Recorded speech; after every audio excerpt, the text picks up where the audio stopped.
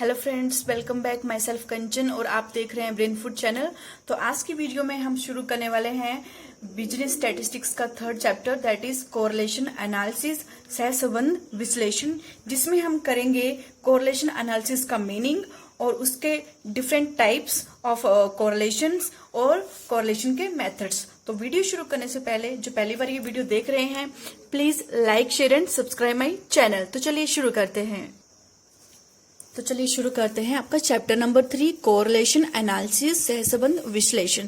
ठीक है, इसका मीनिंग देख लेते हैं। Correlation is the relationship that exist between two और मोर वेरिएबल्स। ठीक है, दो या दो से ज्यादा वेरिएबल्स में जो रिलेशनशिप को कौन बताता है, रिलेशनशिप को बताएगा कोरिलेशन। तो गाइस, आपको पता है कि वेरिएबल्स क्या होते हैं। ठीक है, वेरिएबल्स के बारे में आपको पता होना चाहिए। वेरिएबल्स मीन ऐसे जो है तत्व या ऐसे चर, जिनको वेरिएबल को हिंदी में चर कहते हैं, जिनमें जो है वेरिएशन होती है, जिनमें जो है परिवर्तन होता है। मान लीजिए आपकी हाइट को लेके चलते हैं। ठीक है, आपकी हाइट या वेट लेके चलते हैं। ठीक है, वेट आपका जैसे कि 46 जो है केजी, ठीक है, 56, 77, 88। ठीक है, तो क्या हो रहा है, ये वेट जो है क्या हो रहा है, ये जो वेट है इनमें वेरिएशन आ रहा है। ठीक है, ये बढ़ रहा है।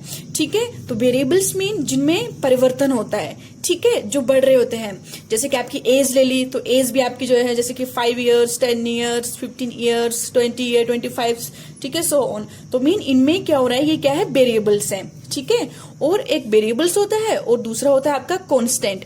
तो कांस्टेंट मीन ऐसे वेरिएबल्स, ऐसे जो वेरिएबल्स जो स्थिर रहते हैं, मीन जो स्टैटिक है। ठीक है, जैसे कि मान लीजिए 50, 50, 50, 50 मीन इसमें कोई चेंज नहीं हो रहा है, दैट इज कांस्टेंट।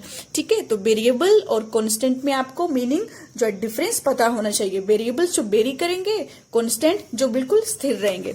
तो कोरिलेशन जो बात कर रहा है आपके यहाँ पे, वो रिलेशनशिप जो है बिटवीन टू और मोर वेरिएबल्स के बीच में। जैसे कि मान लीजिए रिलेशनशिप, एग्जांपल है यहाँ पे relationship between height and weights. ठीक है, हाइट और वेट्स में जैसे कि आपकी हाइट बढ़ रही है। ठीक है, जैसे जैसे आपकी हाइट बढ़ती है तो आपका वेट भी बढ़ता है। ठीक है, जैसे कि आपकी हाइट बढ़ रही है तो आपका वेट भी बढ़ेगा। ठीक है, नेक्स्ट है quantum of rainfall, mean quantum of rainfall and yield of wheat, mean जो रेनफॉल है कितना हुई, बारिश कितनी हुई, उससे क्या पता लगाया जा सकता है कि फसल कितनी अच्छी होगी। ठीक है, price of commodity and demand of commodity, ये तो आपको पता है, लॉ ऑफ डिमांड आपने पढ़ा है, जिसमें आपको पता है कि अगर प्राइस जो है बढ़ेंगे तो डिमांड आपकी कम होगी, और प्राइस अगर कम होंगे तो डिमांड आपकी बढ़ेगी। That is law of demand. तो इस चीज को जो है, इन दोनों जो वेरिएबल्स हैं, दो या दो से अधिक वेरिएबल्स में जो है कोरिलेशन को कौन बताएगा, वो आपका कोरिलेशन बताएगा। ठीक है, कोरिलेशन एनालिसिस बताएगा। नेक्स्ट है measures of correlation is called coefficient of correlation. ठीक है, जब आप जो है कोरिलेशन को निकालोगे तो उस कोरिलेशन को कैसे जब कैलकुलेशन करोगे तो वो क्या कहलाएगा, वो कहलाएगा आपका कोएफिशिएंट ऑफ कोरिलेशन कहेंगे। मीन जब आप क्वेश्चन एग्जाम में क्वेश्चन आएंगे तो आपको ऐसे आएंगे कि calculate the coefficient of correlation. Next पढ़ लेते हैं इसके टाइप्स ऑफ कोरिलेशन। तो कोरिलेशन के टाइप्स जो है डिफरेंट जो है आपके होते हैं। मेन जो इसके टाइप्स हैं that is positive correlation and negative correlation. ठीक है, तो positive correlation mean if both the variables very in the same direction, अगर दो वेरिएबल जो है आपके सेम डायरेक्शन में जो है क्या कर रहे हैं, वेरी कर रहे हैं। मीन अगर इफ वन इज इंक्रीज, अगर एक इंक्रीज होगा then other also will increase, if one is decrease other also decrease. Mean height और वेट, मीन पॉजिटिव कोरिलेशन कब होगा, जब आपके दो वेरिएबल्स जो है सेम डायरेक्शन में वेरी करेंगे। ठीक है, जैसे कि आपकी हाइट और वेट। ठीक है, जैसे कि आपकी जैसे जैसे हाइट बढ़ती रहेगी वैसे वैसे आपका जो वेट है वो भी बढ़ता रहेगा। ओके, जैसे कि आपकी हाइट, ठीक है, जैसे कि आपकी हाइट जैसे कि इंचेस में ले लेते हैं इसको। ठीक है, इंचेस में जैसे कि हाइट आपकी 158 इंचेस सेंटीमीटर में लेते हैं। ठीक है, सेंटीमीटर है तो आपका जो ये आपकी हाइट है, ये आपका वेट है। ठीक है, 158 सेंटीमीटर आपकी हाइट है तो वेट आपका 60 है। जैसे ही आपका जो हाइट है वो 161 जो है सेंटीमीटर हो जाएगी तो आपका वेट भी बढ़ के क्या हो जाएगा, 62 आपका ये केजी हो जाएगा। ठीक है, उसी तरह से जैसे जैसे आपका क्या बढ़ेगा, हाइट बढ़ेगी, ठीक है, वो वैसे वैसे आपकी क्या हो जाएगा, वैसे वैसे आपका वेट भी बढ़ता रहेगा। ठीक है, तो मीन इसमें क्या हो रहा है, ये आपका कौन सा रिलेशन है, ये आपका पॉजिटिव कोरिलेशन है, ठीक है, दैट इज पॉजिटिव कोरिलेशन कहलाएगा। मीन वन वेरिएबल्स, एक वेरिएबल बढ़ेगा तो दूसरा वेरिएबल भी बढ़ेगा, okay, that is called your positive correlation. और अगर आपका एक वेरिएबल्स डिक्रीज होता है, अगर एक वेरिएबल कम होगा तो दूसरा भी कम हो जाएगा, ठीक है, एक बढ़ेगा तो दूसरा भी बढ़ेगा, एक कम होगा तो दूसरा भी कम होगा, mean that is your positive correlation. Next है आपका नेगेटिव कोरिलेशन। तो नेगेटिव कोरिलेशन देख लेते हैं। तो negative correlation means if both the variables very in the opposite direction, दोनों ऑपोजिट होगा बिल्कुल। मीन अगर वन वेरिएबल इंक्रीज होगा what the other variable decrease, लेकिन दूसरा वेरिएबल डिक्रीज होगा। और if one variable is decrease, अगर एक वेरिएबल डिक्रीज होता है तो दूसरा क्या होता है, इंक्रीज होता है। जैसे कि आपका सबसे मेन एग्जांपल यहाँ पे लेते हैं प्राइस एंड डिमांड का, ठीक है। आपको पता है प्राइस एंड डिमांड में क्या होता है, नेगेटिव कोरिलेशन होता है। मीन आपका प्राइस जो है, प्राइस अगर बढ़ेगा तो डिमांड आपकी कम होगी, और अगर प्राइस जो है कम होगा तो डिमांड आपकी बढ़ेगी, ठीक है। एग्जाम्पल के थ्रू आप ले लेते हैं, जैसे कि ये प्राइस है आपका, ठीक है, प्राइस आपका इन रेट, और ये आपका डिमांड है यूनिट्स में। जैसे कि प्राइस जो है 5 रुपीज है, 4 रुपीज है, 3 रुपीज है, 2 रुपीज 1 है। जैसे कि 5 रुपए पे जो है आपकी डिमांड कितनी थी, 100 यूनिट थी, लेकिन प्राइस जब कम हो गया, 4 रुपए हो गया, तो आपकी डिमांड डबल हो गई, 200 रुपए, आपके 200 यूनिट हो गई। इसी तरह से जब प्राइस और कम हो गया, आपका 3 रुपए हो गए, तो आपकी डिमांड 300 यूनिट होगी। अगर प्राइस 2 रुपए, आपका 2 रुपए हो गए, तो प्राइस और कम हो गया, मीन आपकी डिमांड और बढ़ जाएगी। और जब प्राइस 1 रुपए हो जाएगा तो आपकी डिमांड 500 हो जाएगी, ठीक है। तो ये आपका कौन सा रिलेशन है, ये आपका नेगेटिव रिलेशन को बताता है। इसको अगर उल्टा कर लेंगे आप, मीन अगर आपका प्राइस 1 2 3 4 5 हो जाएगा, ठीक है, और आपकी डिमांड तो क्या हो जाएगा आपकी, जैसे कि प्राइस 1 रुपए है तब तो आप 500 यूनिट की डिमांड कर रहे हो, लेकिन प्राइस जैसे जैसे बढ़ता जाएगा तो आपकी जो डिमांड है वो क्या हो जाएगी, कम होती जाएगी, ठीक है। मीन प्राइस के बढ़ने पर आपकी डिमांड कम होती जाएगी, that is your negative correlation, ठीक है गाइस। तो पॉजिटिव कोरिलेशन और नेगेटिव कोरिलेशन में आई होप आपको डिफरेंस करना जो है आ गया होगा।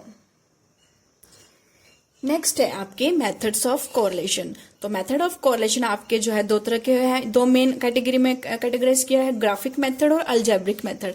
ग्राफिक मेथड्स में आपके स्कैटर डायग्राम आएंगी और आपके ग्राफिक्स मेथड आएंगे। स्कैटर डायग्राम्स ये वाली स्कैटर डायग्राम्स है, ठीक है। और आपके अलजेब्रिक में फॉर्मूलेस आते हैं, जिसमें आपका कार्ल पियर्सन का coefficient of correlation is very famous, very important. And then rank method, ठीक है, rank correlation method. And third is concurrent deviation methods, ठीक है। तो इन तीनों मेथड्स को हम करेंगे। जो आपका बीकॉम का सिलेबस में जो है आपके स्टार्टिंग के 2 ही मेथड है, कॉन्करेंट डेविएशन इसमें इंक्लूड नहीं है, ठीक है। तो सबसे पहले जो स्कैटर डायग्राम है उनको देख लेते हैं कि आपका पॉजिटिव जब कोरिलेशन होगा तो आपकी जो डायग्राम है वो किस तरह से बनेगी, नेगेटिव कोरिलेशन होगा तो कैसे बनेगी, और अगर आपका जीरो कोरिलेशन होगा तो कैसे बनेगी डायग्राम। तो देखिए गाइस, जो आपके फर्स्ट डायग्राम है दैट इज योर, जब यहाँ पे आपके एक्स एक्सिस एक्स वेरिएबल होंगे और यहाँ पे आपके वाई वेरिएबल शो होंगे, ठीक है। जब आपके जो वेरिएबल्स हैं उनका बिखराव है, उनकी स्कैटरनेस, जैसे वेरिएबल जो है आपके इस तरह से बिखरे होंगे, ठीक है, इस तरह से बिखरे होंगे, और आपकी जो आपकी लाइन है वो लाइन इस तरह से बनेगी, ठीक है, इस तरह से लाइन बनेगी, तो ये आपका पॉजिटिव कोरिलेशन होगा, ठीक है। अपवर्ड में जो है लाइन बनी होगी तो ये पॉजिटिव कोरिलेशन होगा। इसका मीनिंग क्या होता है, ये तब होता है जब आपको पता है कि पॉजिटिव कोरिलेशन तब होता है जब एक वेरिएबल इंक्रीज होता है तो दूसरा वेरिएबल भी वही इंक्रीज होता है, ठीक है, सेम डायरेक्शन में इंक्रीज होते हैं ये दोनों वेरिएबल्स, ठीक है। और जो आपका नेगेटिव कोरिलेशन है वो कब होगा, जब आपके जो वेरिएबल्स हैं उनका बिखराव जो है इस तरह से होगा, ठीक है, और आपकी लाइन जो है इस तरह से क्रिएट करेगा ये, ठीक है, अप टू डाउन, ठीक है। तो ये आपका नेगेटिव कोरिलेशन को दर्शाएगा। और नेगेटिव कोरिलेशन तब होता है जब आपका एक वेरिएबल्स बढ़ रहा होता है, एक इंक्रीज होता है और दूसरा डिक्रीज होता है, मीन ऑपोजिट डायरेक्शन में चेंज होता है दोनों वेरिएबल्स में, ये आपका नेगेटिव कोरिलेशन है, ठीक है। तो और आपका जीरो कोरिलेशन कब होगा, जीरो कोरिलेशन, तो जीरो कोरिलेशन आपका तब होता है जब आपके वेरिएबल्स हैं वो इस तरह से बिखरे हुए होते हैं, ठीक है, मींस इनकी कोई डायरेक्शन नहीं होती है, तो मीन यहाँ पे जीरो कोरिलेशन है वेरिएबल्स के बीच में, mean there is no relationship between the 2 variables, ठीक है। एग्जाम्पल के लिए number of girls in the class and marks of boys, mean लड़कियों की संख्या क्लास में और लड़कों के मार्क्स, इन दोनों का क्या रिलेशन है? कोई रिलेशन नहीं है, ठीक है। So that's why there is no relation, there is zero relation. तो जीरो रिलेशन में आपकी डायग्राम इस तरह से होगी, नेगेटिव में इस तरह से, और आपके पॉजिटिव में अपवार्ड इस तरह से बनेगी। नेक्स्ट देख लेते हैं, the value of coefficient of correlation lies between -1 and +1। Mean जो correlation की वैल्यू हमेशा +1 और -1 के बीच में ही रहेगी। इसका मतलब ये है कि जो आपका correlation है कभी भी 1 से अधिक नहीं हो सकता और -1 से कम नहीं हो सकता। मीन +1 और -1 के बीच में ही इनकी वैल्यू रहेगी, ठीक है गाइस। और जो आपका कोरिलेशन है, वो कोरिलेशन आपका जो फॉर्मूला होगा वो स्मॉल r से डिनोट किया जाएगा, ठीक है। जब फॉर्मूला करेंगे तो आपको वहां पे शो होगा ये।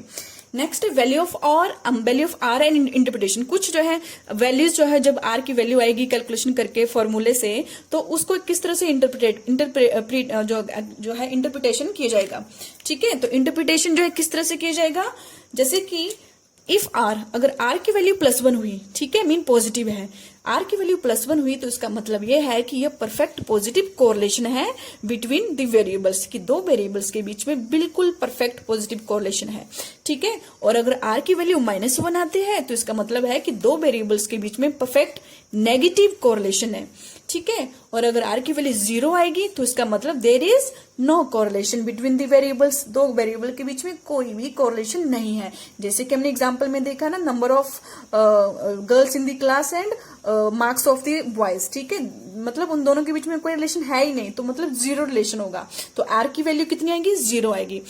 अगर कोरिलेशन जो है आपका पॉजिटिव 0.75 होगा, तो इसका मतलब है ये हाई पॉजिटिव कोरिलेशन होता है ये, ठीक है। अगर नेगेटिव 0.75 होगा, तो ये हाई नेगेटिव कोरिलेशन होता है ये, ठीक है। प्लस का निशान होगा तो पॉजिटिव, और अगर माइनस का निशान होगा तो नेगेटिव। देन अगर आर की वैल्यू आपकी +0.50 होगी, पॉजिटिव 0.50 है, तो इसका मतलब है ये मॉडरेट पॉजिटिव कोरिलेशन है, ठीक है। 0.50 तक जो है आपका मॉडरेट कोरिलेशन आता है, और अगर माइनस में होगा ये नेगेटिव 0.50, तो ये मॉडरेट नेगेटिव कोरिलेशन होगा। और अगर आर जो है लेस देन जो है पॉजिटिव 0.50 होगा, तो मीन ये लो पॉजिटिव कोरिलेशन होगा। और अगर आर इज ग्रेटर देन -0.50 होगा, तो ये लो नेगेटिव कोरिलेशन होता है। ओके गाइस, आपको आई होप कि जब आप वैल्यूज निकालोगे आर की, ठीक है, जो भी कैलकुलेशन जब न्यूमेरिकल करोगे, तो जो कैलकुलेशन करके जो आर की वैल्यू आएगी, तो उसको जब आप इंटरप्रेट करोगे तो इस तरह से लिखोगे, और जो वैल्यू आएगी आप देखोगे कि वैल्यू जो है उसकी कहां पड़ती है। जैसे कि 0.60 आ गया, 0.70 आ गया, 0.80 आ गया, इसका मतलब है कि ये परफेक्ट पॉजिटिव कोरिलेशन है, ठीक है। और अगर 0.75 आया, तो 0.75 आपका हाई पॉजिटिव कोरिलेशन वैल्यू है। तो चलिए क्वेश्चन करते हैं। तो पहले इनके फॉर्मूले देख लेते हैं। तो सबसे पहले आपका कार्ल पियर्सन का कोएफिशिएंट ऑफ कोरिलेशन का जो फॉर्मूला है वो इस तरह से है। इंडिविजुअल सीरीज ही होगी इसमें एक, ठीक है। कार्ल पियर्सन में जो है सिर्फ एक इंडिविजुअल सीरीज होगी। उसके अंदर जो आपका फॉर्मूला सबसे पहले एक्चुअल मीन मेथड आएगा, फिर आपका सेकंड एज्यूम्ड मीन मेथड आएगा जिसे शॉर्टकट मेथड भी कहते हैं, और थर्ड आपका method based on actual value, ठीक है। एक्चुअल वैल्यू से रिलेटेड हम पहले भी कर चुके हैं कि कैसे एक्चुअल वैल्यू से जो है डाटा निकालना है, ठीक है। तो फॉर्मूले देख लेते हैं। तो R इक्वल टू जो आपका कोरिलेशन होगा उसको स्मॉल r से डिनोट किया जाएगा, याद रखना, ठीक है। कोएफिशिएंट ऑफ कोरिलेशन कैसे निकालोगे? R से जो है इसको डिनोट किया जाएगा। R equal to sigma small x by divided by sigma x square into sigma y square का होल अंडर रूट, ठीक है। और इसको क्या लिख सकते हैं? Sigma into sigma x minus mean brackets close into brackets by minus by mean, ठीक है। मीन आपको ये वाली वैल्यू कैसे आएगी? देखिए, जब स्मॉल x, जो स्मॉल x आपको पता है कैसे निकालते हैं, x माइनस एक्स मीन करके, ठीक है। स्मॉल x कैसे निकालते हैं? x माइनस एक्स मीन करके। और अब स्मॉल y भी आ गया है क्योंकि अब कोरिलेशन निकाल रहे हैं और कोरिलेशन के लिए दो वेरिएबल होना जरूरी है, तो दूसरा वेरिएबल भी आ गया यहाँ पे, वो है y। तो y भी कैसे निकालोगे? y माइनस y मीन करके। तो आपका स्मॉल x और स्मॉल y कैसे निकलेगा? ये वाला करके। तो फॉर्मूले को एक्सपेंड करके लिखा गया है यहाँ पे, ठीक है। और इसको डिवाइड कर देना है, जैसे कि सिग्मा x स्क्वायर है। अब आपको पता है सिग्मा x कैसे निकलता है, तो इसका करेंगे सिग्मा x माइनस मीन का स्क्वायर, और इंटू कर देंगे और इसका अंडर रूट करके इंटू कर देंगे sigma by minus by mean का स्क्वायर और इसका अंडर रूट कर देंगे। ठीक है गाइस, तो इसको एक्सपेंड करके लिखा गया है यहाँ पे। ठीक है, तो उसी तरह से जो है ये आपका एक्चुअल मीन मेथड हो गया। और नेक्स्ट है एज्यूम्ड मीन मेथड या शॉर्टकट मेथड भी कहते हैं। तो एज्यूम में आपको पता है, एज्यूम में हम क्या करते हैं, एक वैल्यू एज्यूम करेंगे और आपका डेविएशन निकालेंगे। अब डेविएशन जो है, पहले हम अकेले जब एक सीरीज होती थी तो एक ही डेविएशन निकलता था। अब यहाँ पे दो वेरिएबल है तो यहाँ पे dx भी होगा। जो एक वेरिएबल x होगा तो उसको dx करके लिखेंगे और दूसरा वेरिएबल y होगा तो उसको dy करके लिखेंगे। ठीक है, तो फॉर्मूला कैसे बनेगा, r equal to n into sigma dx dy minus sigma dx into D by. पहले इन दोनों को साथ में लिख दो, इनको साथ में मल्टीप्लाई करके इनका जोड़ निकालना है और बाद में इनको अलग अलग करके मल्टीप्लाई कर दो। ठीक है, और डिवाइड करेंगे किससे, होल अंडर रूट ऑफ किसका, n into sigma D square, sorry sigma D x square minus sigma D x का होल स्क्वायर। ठीक है, और यहां तक जो है ये x का आ गया और सेम इधर y का भी करना है, होल अंडर रूट ऑफ किसका, n into sigma D by square, जैसे कि डी एक्स स्क्वायर है तो इधर डी बाई स्क्वायर लिख दो माइनस सिग्मा डी वाई का होल स्क्वायर। ठीक है, तो जैसे कि dx का होल स्क्वायर है वैसे ही dy का होल स्क्वायर लिख दो। मेन ये दोनों जो है, पहले ये x वाला पोर्शन है, ये y वाला पोर्शन है और इनटू करना है आपने यहाँ पे। ठीक है, तो इस तरह से ये फॉर्मूला बनेगा। तो फॉर्मूला जो है ज्यादा टफ नहीं है, देखने में आपको लग रहा होगा लेकिन आप जब समझ आओगे तो आप इजिली कर लोगे इसे। द नेक्स्ट है method based on actual value. और एक्चुअल वैल्यू में क्या करोगे, आर कैसे निकालोगे, आर इंटू आपको पता है एक्चुअल वैल्यू में एक्स सीरीज दी होगी, उसी का आपने क्या करना है, इसका एक्स स्क्वायर निकालना है। ठीक है, और उसी बाई का बाई स्क्वायर निकालना है। तो इसका formula N into sigma x Y, ठीक है, minus sigma X into sigma Y और डिवाइड कर दोगे होल अंडर रूट ऑफ किसका, N into sigma x square minus sigma X का होल स्क्वायर। ठीक है, और इंटू कर देंगे whole under root of N into sigma by square minus sigma by का होल स्क्वायर। ठीक है, इस तरह से आप ये क्वेश्चन कर लोगे। जब आप क्वेश्चन करेंगे तो आपको इजिली जो है काफी इजी लगेगा ये। ठीक है, तो चलिए शुरू करते हैं क्वेश्चन। फर्स्ट आपका कार्ल पियर्सन का coefficient of correlation individual series है, एक्चुअल मीन मेथड से हम ये क्वेश्चन करेंगे और फॉर्मूला लगेगा ये वाला। ठीक है, R is equal to sigma x Y divided by whole under root of sigma x square into sigma Y square और इसको एक्सपेंड करके इस फॉर्म में लिखेंगे। ठीक है, तो क्वेश्चन दे रखा है, from the following data calculate Karl Pearson coefficient of correlation निकालना है आपने। ठीक है, ये आपके वेरिएबल्स दे रखे हैं, एक्स वेरिएबल और वाई वेरिएबल्स। ठीक है गाइस, सबसे पहले आपने क्या करना है, इस क्वेश्चन में जो दो वेरिएबल्स दे रखे हैं एक्स और वाई, इनका मीन निकालना है। ठीक है, फर्स्ट स्टेप आपका क्या है, मीन निकालना है। तो मीन निकाल लीजिए। तो मीन आपका निकलेगा एक्स वेरिएबल के लिए, जो आप लिखोगे मीन, जो आपका एक्स का मीन कितना आएगा, सिग्मा एक्स ओवर एन। ठीक है, तो सिग्मा एक्स का टोटल कर लीजिए, ये जो एक्स सीरीज है इसका टोटल कर लीजिए। एक्स सीरीज का टोटल आपका 35 आएगा और टोटल नंबर ऑफ आइटम आपकी टोटल 7 है।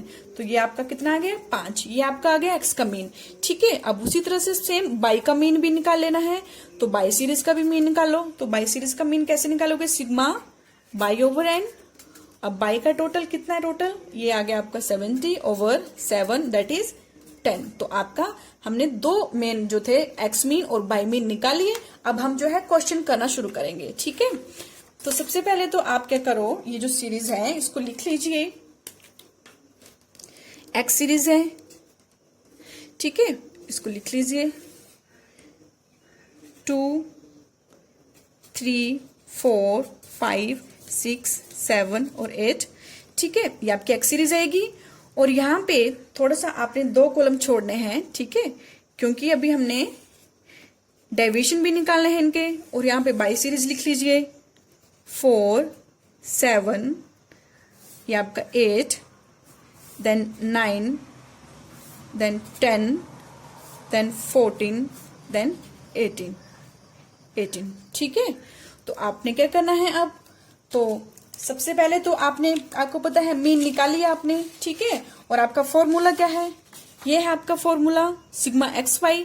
ठीक है, स्मॉल एक्स वाई चाहिए हमें, स्मॉल एक्स और वाई। अब स्मॉल एक्स और वाई कैसे निकलेंगे, ये आपका कॉलम बनेगा स्मॉल एक्स का, स्मॉल एक्स लिख लीजिए। स्मॉल एक्स कैसे आएगा, ठीक है, स्मॉल एक्स कैसे आएगा, एक्स माइनस मीन करके, ठीक है, ये आपने क्वेश्चन पहले भी करे हैं, एक्स माइनस मीन करके आपका स्मॉल एक्स निकल आएगा। और जब स्मॉल एक्स निकल आएगा तो हम इसका क्या करेंगे, हमें एक्स स्क्वायर भी चाहिए, तो इसका स्मॉल एक्स का स्क्वायर भी कर लेंगे, ठीक है। उसी तरह से आपका जो बाई है, तो बाई में भी आपका स्मॉल बाई चाहिए, और स्मॉल बाई कैसे निकलेगा, स्मॉल बाई देखिए, बाई स्मॉल बाई निकलेगा आपका बाई माइनस बाई मीन करके।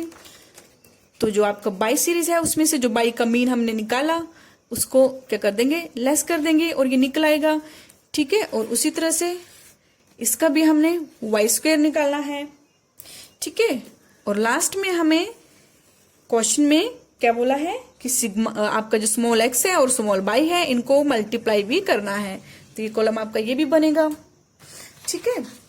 तो चलिए शुरू करते हैं, हमने कॉलम बना लिए हैं।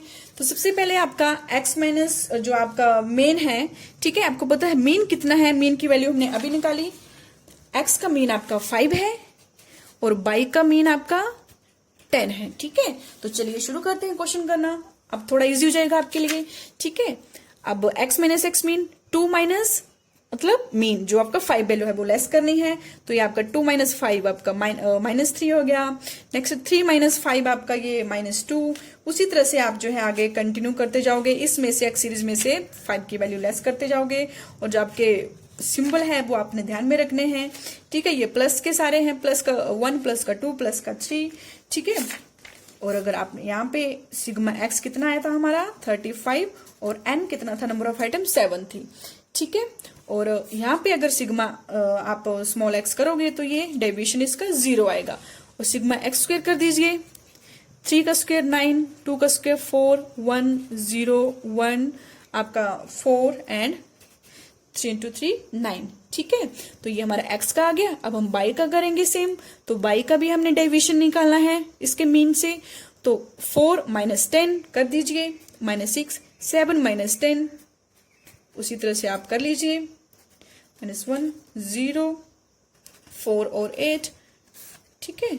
और यहाँ पे आपका जो सिग्मा वाई था वो कितना था, 70 था, ठीक है। और यहाँ पे सिग्मा एक्स स्क्वायर का टोटल कर लेना है, 28 आएगा इसका टोटल, ठीक है। और ये आपका सिग्मा वाई जो है 0 आएगा, जैसे सिग्मा एक्स 0 है, सिग्मा वाई भी यहाँ पे 0 आएगा। देन बाई स्क्वायर, अब इसका स्क्वायर कर लीजिए, 36 9 ये 4 1 0 16 और 8 ये 8 इंटू 8 64, ठीक है। यहाँ तक कर लिया। अब हम क्या करेंगे, जो आपके x और y है, small x and small y, ठीक है, ये आपकी स्मॉल x और ये आपकी स्मॉल y, इन दोनों को क्या करेंगे, यहाँ पे मल्टीप्लाई कर लेंगे, ठीक है। -3 इंटू -6 माइनस यहाँ पे क्या हो गया, माइनस माइनस कट की तो यहाँ प्लस का हो गया, ठीक है। प्लस के 18 हो गए, -2 इंटू -3 आपके ये हो गए प्लस के 6 हो गए, ठीक है। -1 इंटू -2 ये आपके माइनस माइनस कट गए तो आपके 2 हो गए, ठीक है। 0 इंटू 1 0, नेक्स्ट भी फिर से 1 इंटू 0 0, और आपके 2 इंटू 4 कितने हो गए, ये 4 दूना 8 एंड ये आपके 8 3 24, ठीक है। तो सारे प्लस के हैं, ठीक है। तो सिग्मा स्मॉल एक्स और स्मॉल बाई कितना आ जाएगा, ये टोटल 58 आ जाएगा, ठीक है गाइस। तो ये हमने जो है मेन क्या क्या निकाला, ठीक है, ये सारे वैल्यूज निकाल लिए हमने। अब हम इनको क्या करेंगे, फॉर्मूले में पुट करेंगे, ठीक है। तो ये क्वेश्चन को सॉल्व करते हैं आगे। तो फॉर्मूला आपका क्या है, r इंटू, ये आपका फॉर्मूला है r equal to sigma x Y, ठीक है। अब हम क्या करेंगे, r equal to sigma x y, sigma x y कितना है, सिग्मा एक्स वाई हमने अभी निकाला, सिग्मा एक्स वाई आपका है 58, ठीक है, 58 है तो लिख दीजिए 58 और डिवाइड कर देंगे इसको, होल अंडर रूट आएगा यहाँ पे किसका, sigma x square into sigma Y square का, ठीक है। तो सिग्मा एक्स स्क्वायर कितना है, सिग्मा एक्स स्क्वायर है आपका 28, और सिग्मा वाई स्क्वायर आपका, वाई स्क्वायर का यहाँ पे टोटल कर लीजिए, यहाँ पे आएगा वाई स्क्वायर का टोटल 164, ठीक है, 164। तो sigma x square 28 into sigma Y square 164, तो इनको मल्टीप्लाई कर दीजिए। सिग्मा एक्स स्क्वायर आपका 28 into sigma Y square, sigma Y square, एक मिनट, एक सिग्मा वाई स्क्वायर यहाँ पे थोड़ा सा करेक्शन करना है, ये आपका 130 है, ठीक है, सॉरी 130 है ये आपका, 130 है, 130। अब सॉल्व कर लीजिए इसको। 58 whole under root of multiply करके ये आपका 28 गुना 130, ये आपका आएगा 3640। और अगर आप ये 3640 का अंडर रूट निकालेंगे तो ये अंडर रूट करके आपका आएगा 60.33, और इसको डिवाइड करने के बाद आपके पास आएगा ये 0.96, दैट इज पॉजिटिव। ठीक है, पॉजिटिव कोरिलेशन है। मीन एक्स और वाई वेरिएबल में जो है आपका, आपको पता है ये कौन सा जो है इंटरप्रिटेशन करेंगे, तो 0.96 है, मीन +1। ठीक है, +1 के आसपास है ये। ठीक है, मीन +1 के आसपास है, 0.96 है, mean perfect positive correlation between the variables. Mean कौन कौन सी वेरिएबल्स, एक्स और वाई वेरिएबल में जो है जो कोरिलेशन है आपका पॉजिटिव 0.96 है। तो आई होप आपको ये क्वेश्चन समझ आया होगा। ठीक है, इस क्वेश्चन में सबसे पहले हमने क्या किया, मीन वैल्यू निकाली दोनों की। मीन वैल्यू के बाद हमने क्या किया, ये टेबल बनाई। टेबल में पहले जो हमने मीन निकाले उससे इनके डेविएशन निकाले और डेविएशन का स्क्वायर किया। स्क्वायर करने के बाद सेम बाई के सीरीज का भी ऐसे किया, और जो लास्ट में एक्स और वाई वेरिएबल थे इनको मल्टीप्लाई किया आपस में, स्मॉल एक्स और स्मॉल वाई को मल्टीप्लाई किया। ठीक है, और मल्टीप्लाई करने के बाद इनकी जो वैल्यू थी उसको फॉर्मूले में पुट करके हमने कोरिलेशन वैल्यू निकाल ली। Okay guys.